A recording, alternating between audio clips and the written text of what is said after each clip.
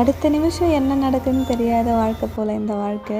போன வாரம் வரைக்கும் ஊரில் தான் இருந்தேன். அப்போல்லாம் நல்லா இருந்தாங்க. ஆனால் அவங்க இப்போ இல்லை. 3 நாய்க்குட்டி இருந்தது. ஒன்று எப்படி தான் செத்துச்சுன்னு தெரியல. அதுவும் இல்லை, 2 தான் இருக்குது இப்போது.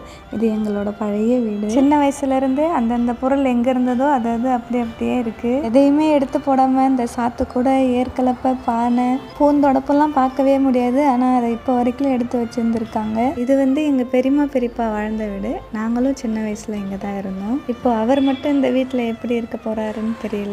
நான் மட்டும்தான் வீடு க்ளீன் பண்ணுற மாதிரி லாஸ்ட் வீடியோவில் வந்திருக்கும். ஆனால் நான் ஒரு ஆளாக பண்ணலை, 3 பேருமா சேர்ந்து தான் இந்த வீட்டை ஃபுல்லாக க்ளீன் பண்ணோம். வீட்டில் உள்ள குப்பையெல்லாம் எடுத்து போட்டு பெருக்கி கூட்டி கழுவி எல்லாம் முடிக்கிறதுக்கே 6 மணி நேரம் ஆயிடுச்சு. வீடு நல்லா காஞ்ச அப்புறம் வெளியில் இருந்த பாத்திரத்தெல்லாம் எடுத்து உள்ளே வச்சுட்டு அவங்களோட துணியெல்லாம் வச்சு படைச்சி விளக்கேற்றிட்டு வீட்டுக்கு வந்துட்டோம்.